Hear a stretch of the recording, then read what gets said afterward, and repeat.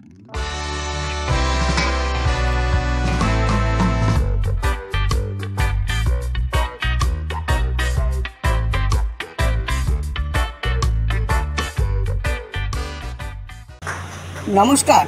আপনারা দেখছেন searchlight news. খবরের ভিতরে, খবরের অনুসন্ধানে। এখন সার্চলাইট নিউজে দেখুন আন্তর্জাতিক পিতৃদিবস বা ফাদার্স ডে পালনে অলোক ফাউন্ডেশন। বাবা শব্দটার মধ্যে লুকিয়ে নির্ভরতা, শক্তি, অনেকটা আবেগ, অনেকটা ভালোবাসা। সেই মানুষটিকে সম্মান জানানোর কিংবা ভালোবাসা উজাড় করে দেওয়ার জন্য আলাদা কোনো দিনের প্রয়োজন হয় না। বিশ্বজুড়ে জুন মাসের বিভিন্ন সময় পালিত হয় ফাদার্স ডে। ভারতে আবার জুন মাসের তৃতীয় রবিবার পালিত হয় এই বিশেষ দিনটি। তৃতীয় রবিবার পিতৃদিবস উপলক্ষে এক অনুষ্ঠানের আয়োজন করে অলোক ফাউন্ডেশন, যাদের লক্ষ্য হলো সমাজের বুকে এক বার্তা পৌঁছে দেওয়া। সমাজে প্রতিষ্ঠিত বাবাদের নয়, যারা নিরলসভাবে কষ্ট করে তাদের সন্তানদের মানুষ করে, সেই সমস্ত বাবাদের সম্মান জানানো। যারা নিজেদের জীবনকে বাজি রেখে সন্তানকে দীর্ঘদিন ধরে বুকে টেনে রেখেছেন। পাশাপাশি বেশ কিছু ট্রান্সজেন্ডার্সদের তাদের সংগ্রামের কাহিনীও তুলে ধরা হয়। এদিনের অনুষ্ঠানে উপস্থিত ছিলেন অলোক ফাউন্ডেশনের কর্ণধার ও রিপোর্টার অ্যান্ড ফটোগ্রাফার্স অ্যাসোসিয়েশনের সভাপতি Debjani Bhattacharya, reporter and photographers অ্যাসোসিয়েশনের সাধারণ সম্পাদক অনুপ কুমার বর্ধন ও বিশিষ্ট সমাজসেবক অজিত কুমার নাথ সহ অন্যান্যরা। আসুন এখন আমরা সরাসরি পৌঁছে যাই অলোক ফাউন্ডেশনের কর্ণধার তথা রিপোর্টার্স অ্যান্ড ফটোগ্রাফার্স অ্যাসোসিয়েশনের প্রেসিডেন্ট দেবযানী ভট্টাচার্যের কাছে। তার মুখ থেকে শুনি পিতৃদিবস বা ফাদার্স ডে পালন সম্পর্কে কি বললেন তিনি।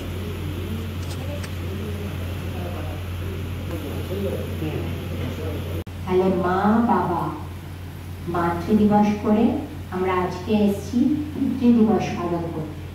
কিন্তু আমাদের এই পিতৃদিবস উৎসবে একটা ছোট্ট টুইস্ট আছে। এই জুন মাসটা হচ্ছে pride month. Pride month for LGBTQI। এল হচ্ছে হলো আপনারা যদি বলেন তাহলে বলে দেবেন।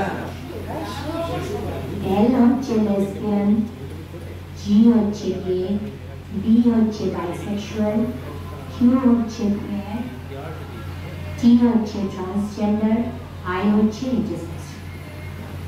ঠিক আছে? ওরাও কিন্তু ঠিক আমাদের মতো দুটো হাত, দুটো পা, দুটো চোখ, দুটো নাক নেই, একটা নাক, দুটো কান, কিন্তু আমরা ওদের দূরে করে রাখি। কেন দূরে করে রাখবো? ওরা তো আমাদের মতো কথা বলতে পারে, চলতে পারে, ভালোবাসতে পারে আমাদের মতন, তাই তো? তাহলে ওদেরকে আমরা দূরে ভাববো না, ওদেরকে ভাববো আমাদের মতো। আজকে ওদের এই প্রাইড মানতে আমরা ওদের প্রাউডলি অনার করবো। এই প্রত্যেকটা LGBTQI ক্যাটেগরি থেকে আজকে আমাদের এখানে উপস্থিত আছেন একজন করে। প্রত্যেকটা ক্যাটেগরির একজন করে একজনকে আমরা অনার করি। আর আছেন কি 6 জন অত্যন্ত গুণসম্পন্ন এবং সন্তানের প্রতি অকৃত্রিম ভালোবাসার বাবারা। সেই 6 জন বাবাকেও আমরা আজকে এখানে সম্মান জানাবো। আমার পাশে রয়েছেন অনুপ কুমার বর্ধন, ফটোগ্রাফার্স অ্যান্ড রিপোর্টার্স অ্যাসোসিয়েশনের সেক্রেটারি। ওনার একমাত্র মেয়ে মৌসুমীও আজকে এসছে। উনি ওনার মেয়ের কাছে বাবা মা একসঙ্গে, তাই তো মৌসুমী? একদম। ওনার স্ত্রী চলে যাবার পর উনি ওনার মেয়ের কাছে বাবা মা একসঙ্গে। আমার সামনে রয়েছে শেখ খাইরুল। একটু দাঁড়াতে পারবো? একটু বাড়ির লোক পরিবারে কিছু অসহযোগিতা গণ্ডগোলের জন্য ওনার উপরে অ্যাসিড আক্রমণ করেন এবং সেই অ্যাসিড আজকে আমরা যেসব বাবাদের সম্মান জানালাম, তাদের মধ্যে একজন অত্যন্ত উল্লেখযোগ্য বাবা হচ্ছেন খাইরুল শেখ। কিছু পারিবারিক গণ্ডগোলের জন্য ওনার উপরে অ্যাসিড প্রদর্শন করেন বাড়ির লোকেরা এবং তাতে ওনার ফেসের পুরোটাই নষ্ট হয়ে যায় এবং সেটা পুরো রিকনস্ট্রাক্ট করা হয়েছে। উনি দুটো চোখে দেখতে পান না, ওনার নাকে জাস্ট নস্ট্রিলস ক্রিয়েট করা হয়েছে।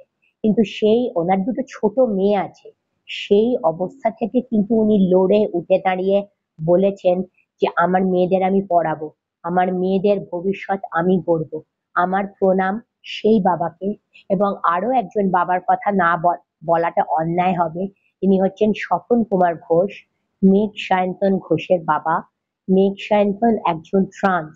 সেই মেয়েকে ছোট থেকে উনি সাপোর্ট দিয়ে একজন ফার্স্ট ক্লাস ফার্স্ট এলএলএম এ করেছেন এবং সে আজকে একজন প্রতিষ্ঠিত উকিল হয়ে কলকাতা হাইকোর্টে স্বনামধন্য হয়ে কাজ করছে। এই দুই বাবার আমার প্রণাম। দেবযানী ভট্টাচার্যের কথা তো আমরা শুনলাম, চলুন এখন আমরা সরাসরি চলে যাই রিপোর্টার্স অ্যান্ড ফটোগ্রাফার্স অ্যাসোসিয়েশনের সম্পাদক অনুপ বর্ধনের কাছে। তার মুখ থেকে শুনবো পিতৃ দিবস সম্পর্কে তিনিই বা কি বলেছে। তো মাদার সব থেকে বড় ইম্পর্টেন্ট জিনিস হচ্ছে মা। তো বাবার ভূমিকাও বিশাল। এখন আগে ফেসবুক বলুন, সোশ্যাল মিডিয়া বলুন, মা মা বলে চিৎকার করতো।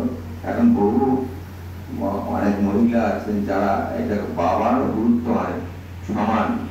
বাবা মা জন্মগ্রহণ করার পর তাকে লালন পালন করছে, কিন্তু এই যে কর্ম যা বিভিন্ন জায়গা থেকে যে রোজগার কিভাবে সংসারটাকে বাঁচবে, নিজেকে স্যাক্রিফাইস করে যেটা করে সেটা বুঝতে পারে না যে কি অভাব আছে, কষ্ট হয় শুনে, তারপর চেষ্টা করে সেটাকে ফুলফিল করার জন্য যার যেরকম ক্যাপাসিটি। তো বাবার ভূমিকাও অনেকটা। মাকে আমি গুরুত্ব নিশ্চয়ই দিচ্ছি 100%, তারপর বাবার গুরুত্বও অনেক বড়। কারণ বাবা না থাকলে মা সন্তানকে টেনে নিতে পারে, যদি বাবা না থাকে সেটা মায়ের অনেক ভূমিকা আছে, পারে যেভাবে হোক সন্তানকে করতে পারে। এখন বর্তমান যুগে অনেক বাবা আছে, মানে বাবাকেই বলছি, তাদের ভূমিকাটাই এরকম যে মা চলে যাওয়ার পর তাকে দুটো প্লে করতে হয়। একটা মায়ের একটা বন্ধু, মেয়ে হলে পরে মা বন্ধু প্লাস বাবা। বিশেষ করে মেয়েদের বন্ধু হওয়া বিশাল ব্যাপার বাবার ক্ষেত্রে। সেটাকে এতটাই ক্লোজ হতে হবে, বন্ধু হতে হবে। তাহলে মেয়ে তাহলে মনে করবে যে আমি কার কাছে বলবো। বাড়ির লোককে বলতে গেলে পরে তারা অ্যাডভান্টেজ দেবে, তারা তাকে উল্টো পরামর্শ দেবে, খারাপ করবে। তাই বন্ধু হতে হবে প্রথম, তারপর তার মায়ের মতন স্নেহ করতে হবে, বাবার মতন ভালোবাসতে হবে, আবার বকা দিতে হবে। তো আমি মনে করি বাবাদের গুরুত্ব অনেক রকম আছে। যাদের এখন ছেলেরা মেয়েরা যখন আছে, যাদের মানে যারা পিতা রয়েছে, এখন যাদের মানে ওয়াইফ বেঁচে আছে, তাদের ক্ষেত্রে আলাদা, কারণ তারা অনেকটাই তারা ওয়াইফ রিকভারি করে। যাদের নেই তাদের অনেক ডিউটি করে। এটাই বলছি। সব শেষে আমরা যাব উপস্থিত অতিথিদের কাছে, শুনবো তারাই বা দিনটি সম্পর্কে কে কি বললেন। আমি একটু ট্রান্সম্যান হিসেবে নিজেকে আইডেন্টিফাই করি। তো আমাদের যেটা সব থেকে বড় প্রবলেম হচ্ছে নিজেদের ঘর থেকে আমরা প্রতিনিয়ত অত্যাচারিত করি, মানে মানসিক দিক দিয়ে। আর তারপর হচ্ছে শিক্ষা ব্যবস্থার জায়গায় স্কুল, যেমন আমি অনেক কম পড়াশোনা করে ছেড়ে দিতে বাধ্য হয়েছি। আর তারপরে আরেকটা যেটা আমি নোটিস করেছি, যেটা কাজের জায়গায় অনেক রকম প্রবলেম আমাদেরকে নিয়ে ক্রিয়েট করা হয়। তারপর তো সমাজ আছে, পাড়া প্রতিবেশী, মানে কোনো দিক থেকেই আমরা নর্মাল লাইফ লিড করতে পারছি না। তবু প্রতিনিয়ত আমরা ফাইট করে যাচ্ছি। যেমন আমি আমার পরিবারের সাথে ফাইট করে আজকে বাইরে রয়েছি, একটা জীবন কাটাচ্ছি। তো আরও অনেক ঘরেই হয়তো আমার মতন অনেক আছে। তো আজকে আমি তাদের প্যারেন্টসদের ক্ষেত্রে বলতে চাই যে আমরা নর্মাল, আমরা যেভাবে মানে 8-5টা মানুষের মতন বেড়ে উঠতে চাইছি, তাদের পাশে আপনারা থাকুন, তাদেরকে সাপোর্ট করুন। আর সত্যি কথা বলতে আমরা তো আর আলাদা কিছুভাবে তৈরি হইনি। আপনারা কাজ করে এবং তার সাথে LGBTQI কমিউনিটিটাকে নিয়ে কাজ করে। তো কিছুক্ষণ আগে একটা প্রোগ্রাম থেকে আমি অ্যাটেন্ড করে আসছি, সেখানে আমাকে জিজ্ঞেস করেছে হোমলেস, সব জায়গা থেকে হোমলেস, প্রশাসনিক ব্যবস্থা, রাস্তাঘাট, ঘর বাড়ি, সব জায়গায়। তো আমাদের এই একটাই ইচ্ছে যে আমাদের যেভাবে দেখা হয় সেটা মানুষকে একটু পরিবর্তন করে আমরাও যে একটা মানুষ সেইভাবে দেখাটা আমার খুব ইচ্ছে, যে তারা যদি আমাদেরও সেইভাবে দেখে আমাদেরকে মানুষের সঙ্গে। আজকে আমি রাস্তায় সকালবেলাতে ভয় পাই বিকজ অফ লোকের চাউনিটা আমার থেকে কেমন থাকবে, বিকজ আমার হাঁটাটা একটু আলাদা, আমার চোখের চাউনিটা আলাদা। আবার রাত্রে আমি বেরোতে ভয় পাই, কারণ হচ্ছে কিছু স্টেক হোল্ডার্স আছে, লোকাল ছেলেরা রয়েছে যারা আমাকে হ্যারেস করবে। তো অ্যাটলিস্ট যেটা আমরা সম্মানের সাথে রাস্তায় হাঁটতে পারি, সেটার জন্যই আরো আমরা চাইছি। আর আপনাদেরকে সবাইকে বলছি যে একটু আমাদের পাশে থাকবেন, চাউনিটা একটু চেঞ্জ করবেন, এবং মিডিয়াকে তো সবার প্রথমেই বলবো